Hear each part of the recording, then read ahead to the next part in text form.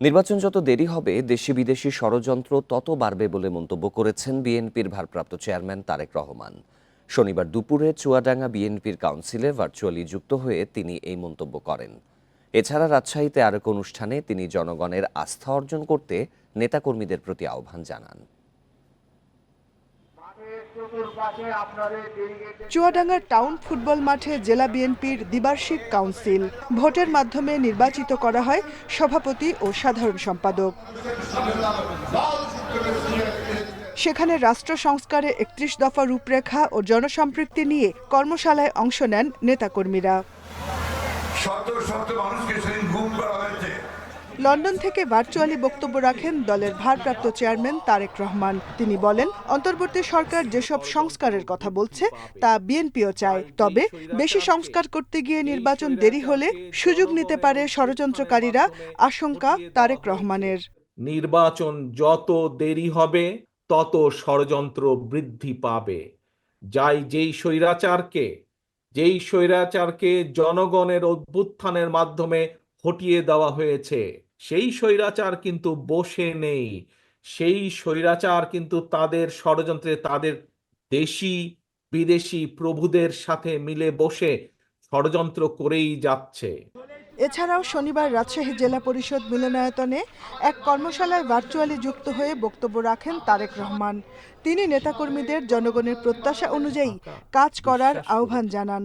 সামনে একটি অসম্ভব শক্তিশালী অদৃশ্য দেওয়াল আপনার জন্য অপেক্ষা করছে, যেটি ভেদ করে যেতে খুব কষ্ট হবে। ৩১ দফা নিয়ে যান, জনগণকে বোঝান, জনগণের আস্থা অর্জন করুন। জনগণ যাতে আপনার আস্থা রাখে, জনগণ যাতে আপনার প্রতি ধৈর্য ধারণ করে, সেই জন্যই আপনাকে সেইভাবে ভূমিকা পালন করতে হবে।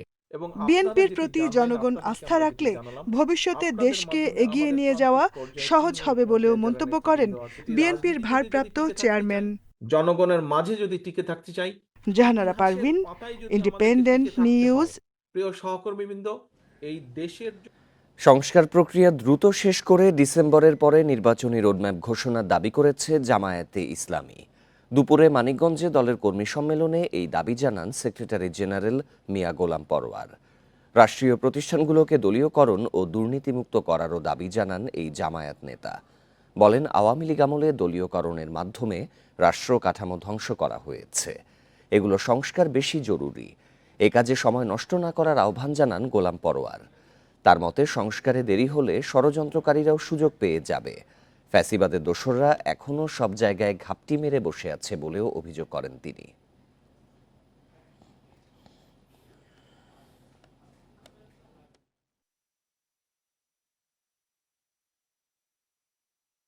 এই প্রশাসন এদেরকে ওখানে রাখবেন, আর এইভাবে আবার নির্বাচন দিলে তো সেই 14-18-24-এর মধ্যে নির্বাচন হবে। বলে ঠিক না? সাংবাদিকরা বলে, আপনারা যে বলছেন যে যৌক্তিক সময়ের মধ্যেই নির্বাচন চাই, সেই যৌক্তিক সময়ের ব্যাখ্যা আমরা যে ব্যাখ্যা দিয়েছি। সংস্কারের আগে নির্বাচন কমিশন গঠন করা ঠিক হয়নি বলে মনে করেন টেলিভিশন সাংবাদিকরা। এ নিয়ে উদ্বেগ জানান তারা। সকালে রাজধানী নির্বাচন কমিশন কার্যালয়ে সংস্কার কমিশনের সঙ্গে বৈঠক হয়। পরে কমিশনের সদস্য তোফায়েল আহমেদ বলেন, আগে প্রয়োজন সংস্কার, তারপর স্থানীয় সরকার নির্বাচন, এরপর জাতীয় নির্বাচন। টেলিভিশন সাংবাদিকদের সঙ্গে মতবিনিময় করেছে নির্বাচন ব্যবস্থা সংস্কার কমিশন। প্রায় 2 ঘন্টা বৈঠকের পর সাংবাদিকরা বলেন, 1991 সালের জাতীয় নির্বাচনের পর 3 জোট রূপরেখা বাস্তবায়ন হলে নির্বাচন ব্যবস্থা নিয়ে সংকটে পড়তে হতো না। বৈঠক শেষে নিজেদের প্রস্তাব ও মতামত তুলে ধরেন বিভিন্ন চ্যানেলের প্রতিনিধিরা। আবার যে নির্বাচন কমিশন গঠন হলো, সেটি কিন্তু পুরনো আইনে, পুরনো ফরম্যাটে, অর্থাৎ সেই সাবেক একজন সেনা কর্মকর্তা, সাবেক আমলা, এসবের পরিবর্তন করে কিভাবে করে আসলে অনেকেই যোগ্য মানুষ আছেন তাদের মধ্য থেকে সেটাকে ওনাদেরকে নেয়া। রাষ্ট্রপতি তার বিবেচনায় যে 5 জনকে যোগ্য মনে করেছেন তাদেরকে নিয়োগ দিয়েছেন। এখানে একটা সিস্টেম করা উচিত যে ইন্টারভিউ কেন হলো না? যদি 20 জন ব্যক্তির নাম আসতো, এখান থেকে ইন্টারভিউ হতো, আমরা গণমাধ্যমে তাদের ব্যাপারে রিপোর্ট করতাম। সাংবাদিকদের প্রস্তাব নিয়ে কথা বলেন নির্বাচন ব্যবস্থা সংস্কার কমিশনের প্রধান। যেমন রাষ্ট্রপতির নির্বাচন, তারা বলছেন সরাসরি আসন হওয়া দরকার, এবং ওনাদের কেউ কেউ বলছেন কোনো নির্বাচনেই যেন পরোক্ষ না হয়, প্রত্যক্ষ হয়। প্রত্যেকের কনস্টিটিউয়েন্সি থাকে এবং রাষ্ট্রপতির নির্বাচন সরাসরি হওয়ার কথা বলেছেন, তারপরে স্থানীয় সরকার নির্বাচন নির্দলীয় হওয়ার এবং সংসদীয় পদ্ধতিতে নয়। এ সময় কমিশনের সদস্য তোফায়েল আহমেদ বলেন, এমন কিছু সংস্কার আনা হবে যাতে স্থানীয় সরকারের 5 স্তরের নির্বাচনের খরচ অনেক কমবে, জনবলও লাগবে কম। জাতীয় নির্বাচনের আগে স্থানীয় নির্বাচনটা হওয়া উচিত।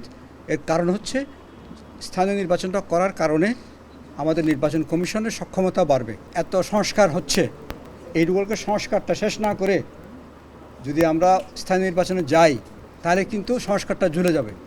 পরে 20টি নারী সংগঠনের প্রতিনিধির সঙ্গে বৈঠক করে নির্বাচন ব্যবস্থা সংস্কার কমিশন।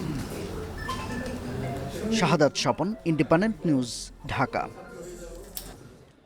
যে কোনো সংস্কারের আগে বিভিন্ন সম্প্রদায়ের প্রতিনিধিদের সঙ্গে আলোচনার তাগিদ দিয়েছেন অর্থনীতিবিদ অধ্যাপক রেহমান সোবহান। শনিবার দুপুরে রাজধানীর সিরডাপ মিলনায়তনে এক আলোচনা সভায় এই প্রস্তাব দেন তিনি। এছাড়া বিশিষ্টজনেরা বলেছেন, অন্তর্বর্তী সরকারের সংস্কার আয়োজন যেন প্রান্তিক জনগোষ্ঠীর জন্য শঙ্কার কারণ না হয়। সংস্কার প্রক্রিয়ায় তাদের অংশগ্রহণ নিশ্চিতেরও আহ্বান জানান তারা। আয়তনে খুব বড় নয় বাংলাদেশ, তবে এই ছোট ভূখণ্ডেই 110টির বেশি জাতিগোষ্ঠীর বসবাস, ভাষা রয়েছে 40টির বেশি।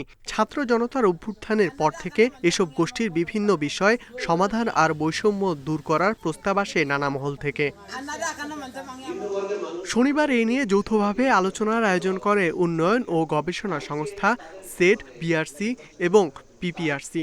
এতে যোগ দেন প্রান্তিক গোষ্ঠীর প্রতিনিধিরা। পাহাড় ও বনভূমি ধ্বংস, বিভিন্ন পেশায় অমানবিক বেতন কাঠামো, জাতিগত অবহেলা সহ নানা প্রসঙ্গ উঠে আসে তাদের বক্তব্যে।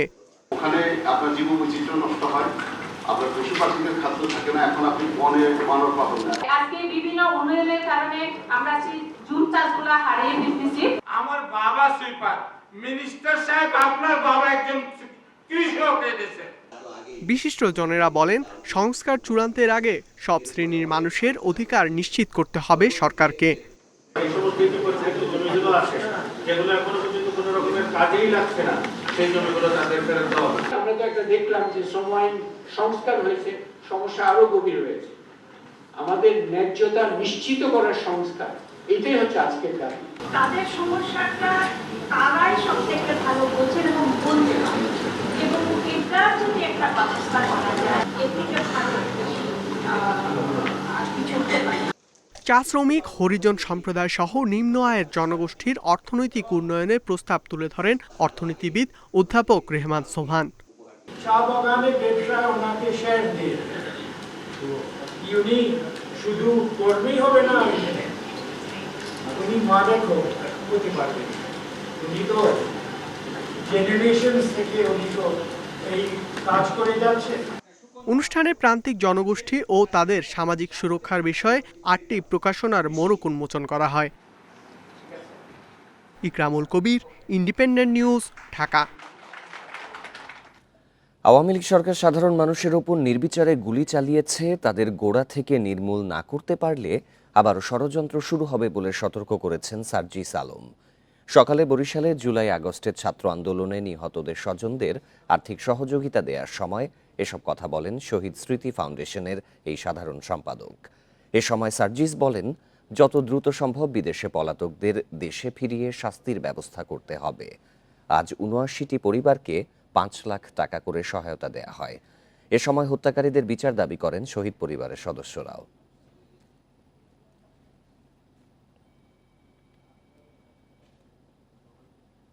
এই খুনের বিচার না হওয়া পর্যন্ত বাংলাদেশে খুনি হাসিনা এবং তাকে যারা খুনি হাসিনা বানিয়েছে তার দোসররা, তাদের এই বাংলাদেশে যেই রাজনৈতিক প্ল্যাটফর্মকে সামনে রেখে তারা এই কাজগুলো করেছে, তাদের আসলে কোনো অধিকারই নাই এই বাংলাদেশে সেই প্ল্যাটফর্ম নিয়ে চলার। তাদের বিচার হওয়ার প্রশ্নে কারো একটা কথা হওয়া উচিত না। রাজনৈতিক লেজুর বৃত্তির মাধ্যমে শিক্ষা খাতকে ধ্বংস করেছে আওয়ামী লীগ, এমন মন্তব্য করেছেন তথ্য ও সম্প্রচার উপদেষ্টা নাহিদ ইসলাম। বিকেলে রাজধানীতে সরকারি বিজ্ঞান কলেজে বিজ্ঞান মেলায় কথা বলেন উপদেষ্টা। তিনি আরও বলেন, প্রাতিষ্ঠানিক সংস্কারের মধ্য দিয়ে ধীরে ধীরে নির্বাচনের দিকে আগানো হবে। শিক্ষার্থীদের বিতর্কিত অবস্থানে দাঁড় করিয়ে জুলাই অভ্যুত্থানকে ব্যর্থ প্রমাণের চেষ্টা চলছে বলেও মন্তব্য করেন তথ্য উপদেষ্টা। বলেন, দেশের প্রতিটি মানুষ যেন বিপ্লবের সুফল পায় সেটা নিশ্চিত করা হবে। সেই লক্ষ্যেই কাজ করছে সরকার।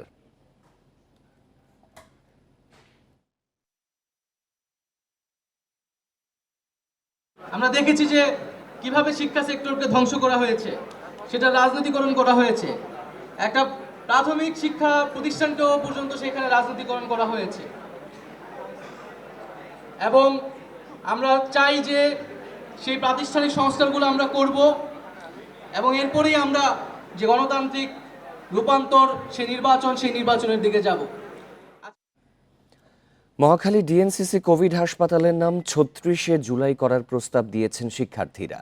এখানে সড়ক দুর্ঘটনায় আহতদের চিকিৎসায় এমার্জেন্সি ট্রমা সেন্টার করার দাবি তাদের। সকালে ঢাকা মেডিকেলের মিলন হলে এক অনুষ্ঠানে এসব দাবি জানানো হয়। এদিকে গণ অভ্যুত্থানে ঢাকা মেডিকেলে চিকিৎসা নেয়া আহতদের বেশিরভাগের বয়স ৩০ বছরের নিচে বলে জানান ডাক্তাররা।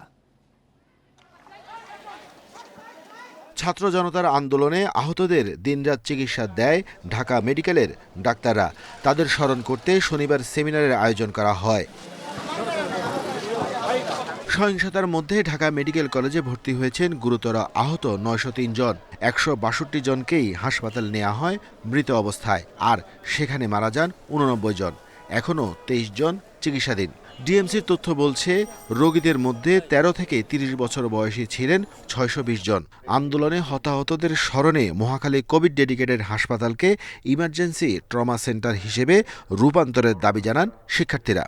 এই হাসপাতালটাকে যদি আমরা 36 জুলাই স্পিরিটটাকে ধারণ করে একটা রোড ট্রাফিক অ্যাক্সিডেন্টের হাব তৈরি করতে পারি, তাহলে আমার মনে হয় যে সারা বাংলাদেশের এই 36 জুলাই এই স্পিরিটটা আমরা লিখে দেবো, রেফার টু 36 জুলাই হাসপাতাল। চক্ষু বিভাগে চিকিৎসা নেওয়া ১১৬ জনের মধ্যে ৭৮ জনই অন্ধ হয়ে গেছে বলে জানান চিকিৎসকরা। তাদের অভিযোগ, ১৫ জুলাইয়ের পর আহত শিক্ষার্থীদের চিকিৎসা দেওয়ার কারণে বিশেষজ্ঞ অনেক ডাক্তারকে বদলি করে দেওয়া হয়। আমরা যারা বিভিন্ন প্রফেশনে আছি, আমাদের উপর এখন কোনো চাপ নেই, আমাদের উপর এখন কোনো কর্তৃত্ব নেই, আমরা এখন স্বাধীন।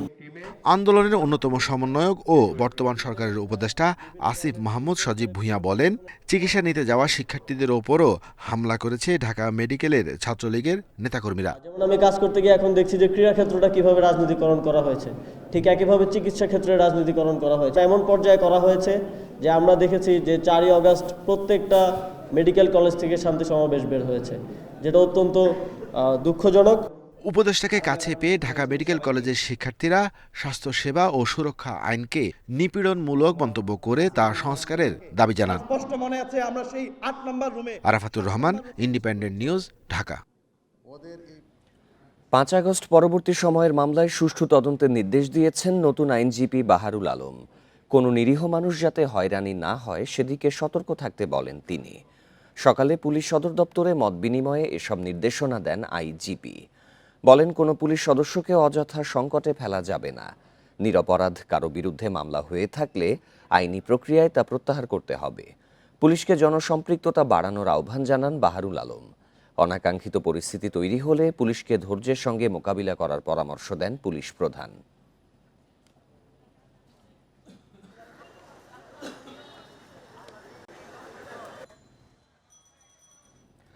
গাজীপুরের শ্রীপুরে পিকনিকের বাসে বিদ্যুৎ স্পর্শে ইসলামিক ইউনিভার্সিটি অফ টেকনোলজির ৩ শিক্ষার্থীর মৃত্যু হয়েছে। আহত 2 জনকে উন্নত চিকিৎসার জন্য ঢাকার আহসানিয়া মিশন হাসপাতালে নেওয়া হয়েছে। শিক্ষার্থীদের বহনকারী দোতলা বাসটি রাস্তার পাশের বিদ্যুতের তারের সংস্পর্শে আসলে এই দুর্ঘটনা ঘটে। ঘটনা তদন্তে পল্লী বিদ্যুতায়ন বোর্ড, বিটিআরসি ও জেলা প্রশাসনের পক্ষ থেকে 3টি কমিটি গঠন করা হয়েছে। শনিবার সকালে পিকনিক করতে কয়েকটি বাসে করে গাজীপুরের শ্রীপুরের একটি রিসোর্টের উদ্দেশ্যে রওনা দেন ইসলামিক ইউনিভার্সিটি অফ টেকনোলজির 460 শিক্ষার্থী। তবে দোতলায় একটি বাস বিদ্যুতের তারে জড়ালে আনন্দ মুহূর্তেই বিষাদে পরিণত হয় মেকানিক্যাল ইঞ্জিনিয়ারিং ডিপার্টমেন্টের শিক্ষার্থীদের। গ্রামীণ সড়ক ধরে রিসোর্টে যাওয়ার পথে উত্তর প্যালাইত গ্রামে বহরের একটি দোতলা বাস বিদ্যুতের তারে জড়িয়ে যায়। এতে বিদ্যুৎ স্পর্শে আহত হন বেশ কয়েকজন শিক্ষার্থী। তাদেরকে দ্রুত ময়মনসিংহ মেডিকেল কলেজ হাসপাতালে নেওয়া হলে 3 জনকে মৃত ঘোষণা করেন চিকিৎসক।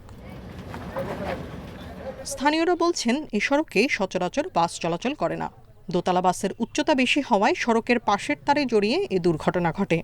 শর্ট করছে পরে আমি আটা ফাতা রেখেছি এগুলো বাঁশে লেগে দিয়ে বাঁশ দাঁড়িয়ে তাটে হসকে দিতে মানে বাঁশ আনছি ঠিক কিন্তু বাঁশ উপরে লাগর হয়েছে না ওয়াল একদম পাশাপাশি দেখে ওরা আর যাইতে পারে নাই ওইদিকে তারপর ওয়ালে এক হাত দিয়ে আরেক হাত গাড়িতে লাগিয়ে গেছে লাগিয়ে যাওয়ার পরে গাড়ির সাথে বাইজা গিয়ে এখানে পড়ে গেছে। এই ঘটনায় কারো গাফিলতি আছে কিনা তা খতিয়ে দেখার কথা জানিয়েছেন ইসলামিক ইউনিভার্সিটি অফ টেকনোলজির উপাচার্য ও স্থানীয় পুলিশ। আমাদের ইউনিভার্সিটির বিভিন্ন ডিপার্টমেন্ট বিভিন্ন জায়গায় আপনার এক্সকারশন ট্যুরের অংশ হিসেবে পিকনিকে, আসলে এটা পিকনিক বলতে পারেন, পিকনিকে যায়। হাবিব আমাকে ফোন দিল, স্যার একটা দুর্ঘটনা ঘটে গেছে, আমাদের ডাবল ডেকার বাস পিছনের যেটা সেটা ইলেকট্রিফাইড হয়ে গিয়েছে। ডাবল ডেকার বাস এটা আসলে আমাদের থানাকে অবগত করে নাই, তারা তাদের মতো করে আসলে প্ল্যান করে আসছিল। আসলে ফেদার রোডে এরকম ডাবল ডেকার বাস আসলে ঠিক না, তারা কীভাবে আসছে আমরা জানি না, আমরা আসলে কথা বলে জানতে পারবো সেটা কী আসলে। ঘটনা তদন্তেই গাজীপুরের অতিরিক্ত জেলা প্রশাসককে প্রধান করে 4 সদস্যের কমিটি গঠন করেছে প্রশাসন।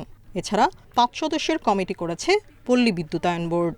আর বিআরটিসি গঠিত 5 সদস্যের কমিটিকে আগামী 5 দিনের মধ্যে প্রতিবেদন দিতে বলা হয়েছে। Tania Nasrin, independent news. Gas সংকটে গেল 9 মাসে দেশে প্রায় 200টি কারখানা বন্ধ হয়ে গেছে। অন্যদিকে অবৈধ সংযোগের মাধ্যমে চুরি হচ্ছে প্রায় 10% গ্যাস। শনিবার রাজধানীর একটি হোটেলে বাংলাদেশ চেম্বার অফ ইন্ডাস্ট্রি আয়োজিত সেমিনারে এসব তথ্য জানানো হয়। এ সময় জ্বালানি উপদেষ্টা বলেন, দুর্নীতি রোধের মাধ্যমে গেল 3 মাসে জ্বালানি খাতে সরকারি কেনাকাটায় সাশ্রয় হয়েছে 370 কোটি টাকা। দেশে দৈনিক 380 কোটি ঘনফুট গ্যাসের চাহিদার বিপরীতে মিলছে 280 কোটি। শিল্প কারখানায় 100 কোটি ঘনফুট চাহিদার বিপরীতে পাওয়া যাচ্ছে মাত্র 60 কোটি ঘনফুট গ্যাস। এতে ব্যাহত হচ্ছে শিল্পের উৎপাদন। এতে সময়মতো পণ্য সরবরাহ বাধাগ্রস্ত হওয়ায় রপ্তানি বাজার হারানোর শঙ্কা উদ্যোক্তাদের। বিসিআই আয়োজিত সেমিনারে জানানো হয়, জ্বালানি সংকটে চলতি বছরের 9 মাসে প্রায় 200 শিল্প কারখানা বন্ধ হয়ে গেছে, আরও 300টি কারখানা বন্ধের পথে আছে। অথচ অবৈধ সংযোগের মাধ্যমে চুরি হচ্ছে প্রায় $1 বিলিয়ন অর্থমূল্যের গ্যাস। রিফর্ম করার জন্য কিন্তু সময় নেওয়া যাবে, কিন্তু ব্যবসার ক্ষেত্রে time cannot wait. The domestic সেক্টরের এনার্জি কনজাম্পশন বেড়েছে, this implies that the industry has shrunk. এর মধ্যে আর কোনো debate, only reason the industry is probably not shrunk হতে পারে if they have become super efficient. যদিও এসব তথ্যের কোনো ভিত্তি নেই বলে জানান পেট্রোবাংলা চেয়ারম্যান। জানান, গত 2 মাসে প্রায় 5000 অবৈধ গ্যাস লাইন বিচ্ছিন্ন করা হয়েছে। সংকট সমাধানে সরকারি কেনাকাটায় দুর্নীতি এবং অপচয় বন্ধের চেষ্টা চলছে বলেও জানান জ্বালানি উপদেষ্টা। পাবলিক সেক্টরে প্রকিউরমেন্টের ক্ষেত্রে প্রতিযোগিতার অভাব, এটাই হচ্ছে আমাদের মূল সমস্যা। আমরা মাত্র 6 মাসের যে আমদানি করেছি তাতে 370 কোটি টাকা সাশ্রয় হয়েছে। যে এই তথ্যটা তো আমরা বলছি, হোয়াট দিস এক্সপার্টরা যারা বলছে প্রচুর পরিমাণ আমরা সিস্টেম লস করছি, এ কথা বরাবর শুনে আসছি, কিন্তু এর সাইন্টিফিক এবং কোয়ান্টিফাই মেজারের বেসিস কি ছিল? 23 জানুয়ারির আগে এটি ছিল না, অল্প একটু ছিল। এ সময় নবায়নযোগ্য জ্বালানিতে বিনিয়োগ করে সমস্যা সমাধানের পরামর্শ দেন বাণিজ্য উপদেষ্টা। Amirul Islam, independent news, Dhaka. সারা দেশে ডেঙ্গু আক্রান্ত হয়ে 24 ঘন্টায় মারা গেছেন 10 জন। এ নিয়ে চলতি মাসে 23 দিনেই ডেঙ্গুতে 133 জনের মৃত্যু হলো। আর একদিনে ডেঙ্গুতে হাসপাতালে নতুন করে ভর্তি হয়েছেন 886 জন। শনিবার স্বাস্থ্য অধিদপ্তরের বিজ্ঞপ্তিতে এই তথ্য জানানো হয়। এতে বলা হয়েছে, এবছর ডেঙ্গুতে প্রাণহানির সংখ্যা বেড়ে দাঁড়ালো 448-এ। হাসপাতালে ভর্তি হয়েছেন মোট 85,712 জন। এদিকে 24 ঘন্টায় ডেঙ্গুতে আক্রান্ত হয়ে হাসপাতালে ভর্তি রোগীদের মধ্যে ঢাকা সিটি 373 জন এবং বাকিরা ঢাকার বাইরের। এদিকে 24 ঘন্টায় সারা দেশে 938 জন রোগী হাসপাতাল থেকে ছাড়া পেয়েছেন। এর আগে গত বছর ডেঙ্গুতে আক্রান্ত হয়ে হাসপাতালে ভর্তি হন 3,21,179 জন আর মারা যান 1,705 জন।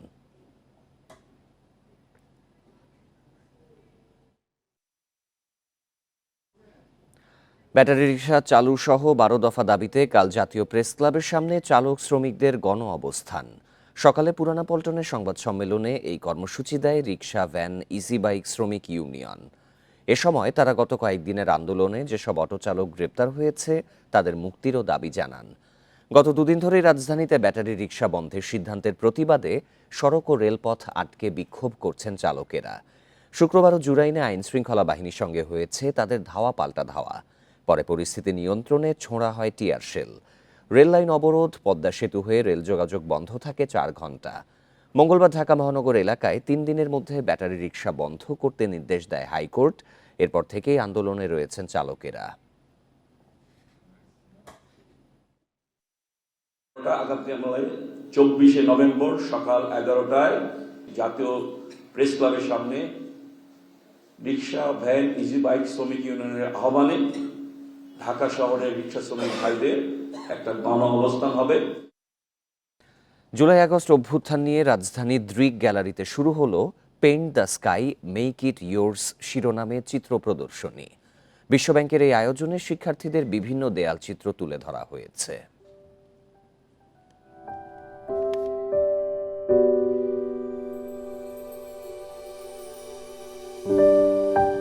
এ এক নতুন বাংলাদেশের গল্প, যেখানে আছে আবু সাইদের ত্যাগের কথা, আছে আগামীর প্রত্যাশা। রাজধানীর পান্থপথে দৃক গ্যালারিতে বিশ্বব্যাংকের পৃষ্ঠপোষকতায় এই আয়োজন। এতে জুলাই আগস্ট অভ্যুত্থানের সময় ঢাকা, রাজশাহী, খুলনা, সিলেট, রাঙামাটি, খাগড়াছড়ি সহ 12 জেলার শিক্ষার্থীদের আঁকা চিত্রকর্ম ও দেয়ালচিত্র তুলে ধরা হয়েছে।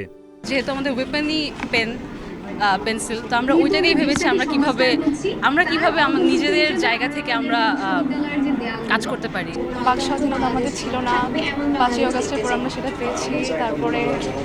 তারপর আমরা প্যালেস্টাইন নিয়েও করেছি, প্যালেস্টাইনের যে যুদ্ধ হচ্ছে সেগুলো নিয়েও করেছি। মানে আমরা সব স্বাধীন চেতনা নিয়ে আমাদের পেন্টিংটা চলছিল।